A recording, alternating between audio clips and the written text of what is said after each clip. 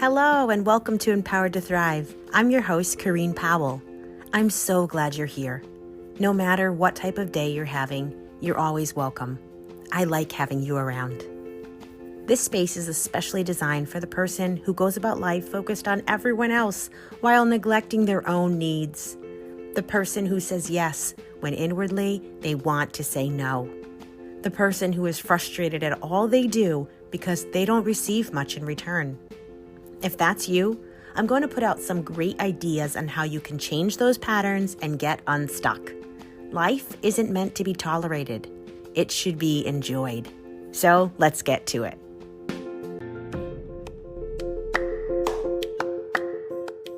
Keys to change. What are they? I'm going to bring up 3 keys for change. The first one is empowerment. No one can empower us but ourselves. People can come alongside us. They can offer us a hand. They can say, I'll go with you. I'll run with you. I'll walk with you. But nobody can make us do what only we can do. And sometimes in the root of what inhibits us from empowering ourselves are these subconscious ideas, the beliefs that we've inherited from our parental figures and our caregivers, from what was modeled to us, that either we actually don't have what it takes, that whatever we want isn't available to us. You know, there's stories that we create based off of the experiences we have. And for instance, some of us experience time and time again wanting something, trying for something, and not getting it, not succeeding for whatever it might be. And sometimes it's because of someone else's actions. Consider the child who, I'm just throwing out an example, who's late to a really important event because they weren't the one driving them to the event. They were ready on time, but they weren't the one to get them there. They had to wait on the grown-up, whoever that grown-up is, to drive them there.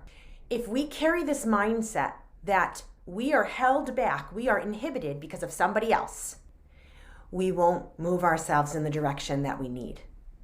Is it true that when we were young, are there times in our life, even as a grown adult, where because of someone else's actions, the byproduct is we lose out on something? Of course, that's going to happen. That's different than living our life through the lens with the belief that we are not able to get ourselves where we want to go because of someone else. That's what I would call a victim mindset, which is very different than having been victimized. Because if you have been a victim of something, then I would say to that, we need to sit with that. We need to be able to grieve that. You're going to feel emotions of anger and rage, and that is necessary. You're going to feel the sadness and the loss and the grief over what could have been if. There's a process and it's a journey. And I'm not saying to bypass it. I'm really talking about something else that's based off of some life experiences, but doesn't need to become our identity. We can have been victimized and not be a victim. And so, just for yourself, use the journal prompts below, consider what it is that may be inhibiting you from empowering yourself. Now, I'd also suggest you are empowering yourself to a degree because you're here. But there might be ways that you recognize you're sabotaging yourself. You believe that, you know what, there are things I could never achieve because of whatever the blank, you fill it in. So one key for change is self-empowerment.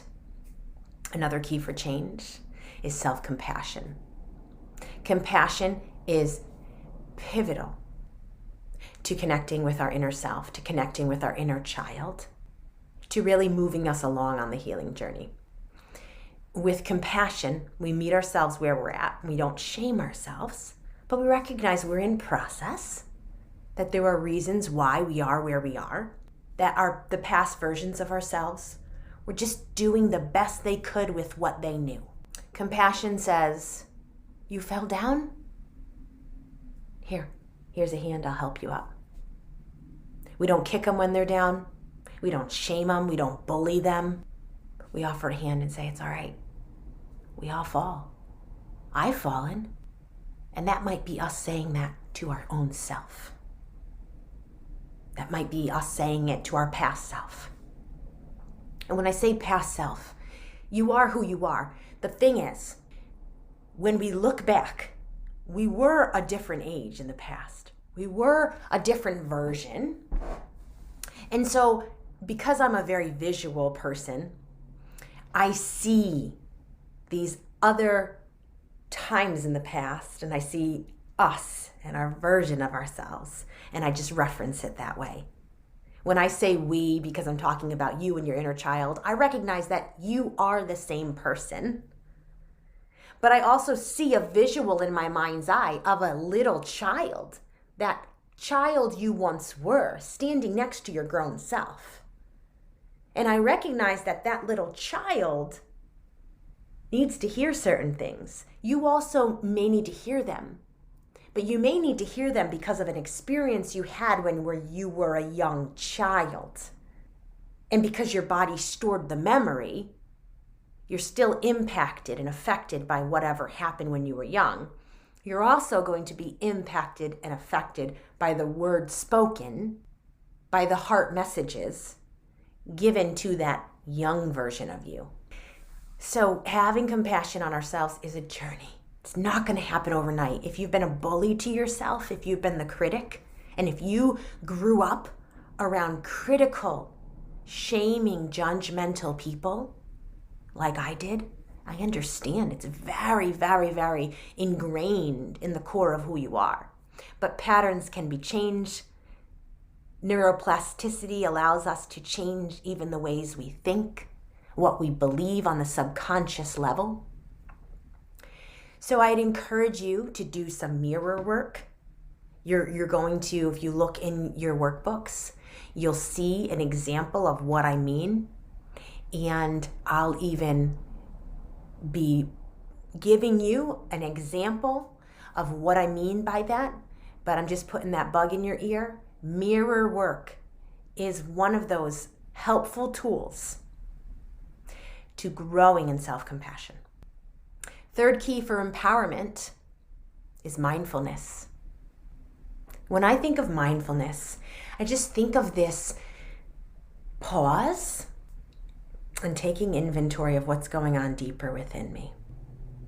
Noticing the sensations in my body, recognizing my feelings, and noticing the chatter in my mind.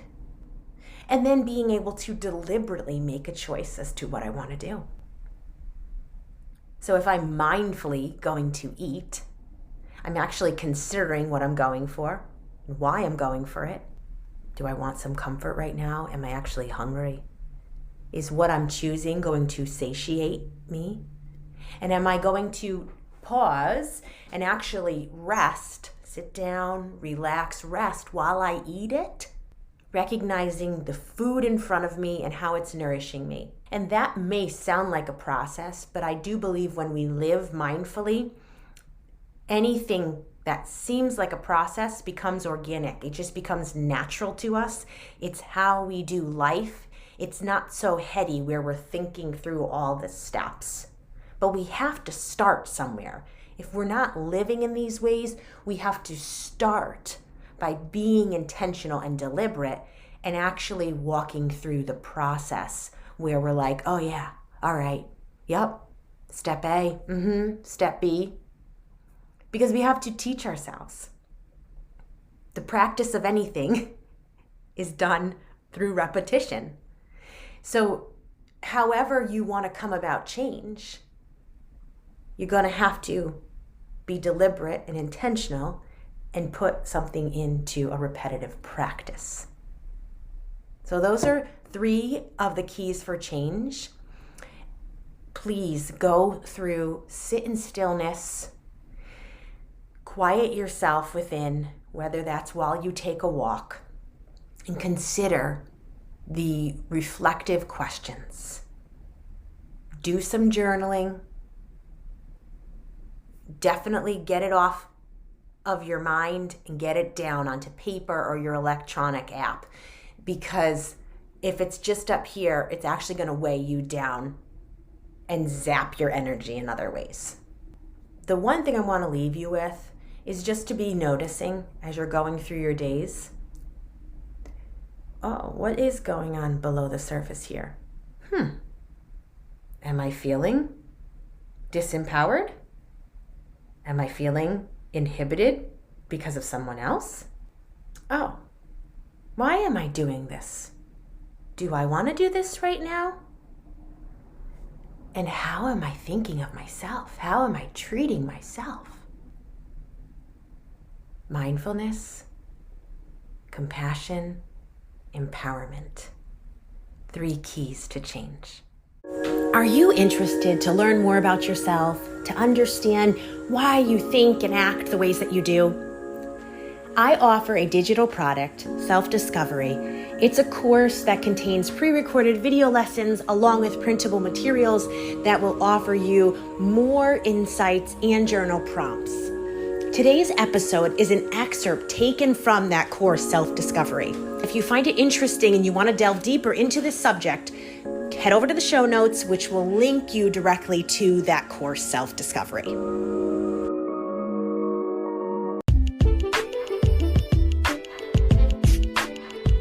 We've come to the end of another episode. I'm so glad you stuck around. As you consider what you've heard, what's the one thing that especially resonated with you? What's one way you can start to implement change into your life? Too much too soon isn't sustainable. Start small and go slow. Consistency is key. If you appreciate what you're hearing on Empowered to Thrive, would you kindly leave me a review and rate my podcast? It helps a lot. I hope you'll share the episode with a friend and come back next week. And don't forget, I'm so glad you're alive.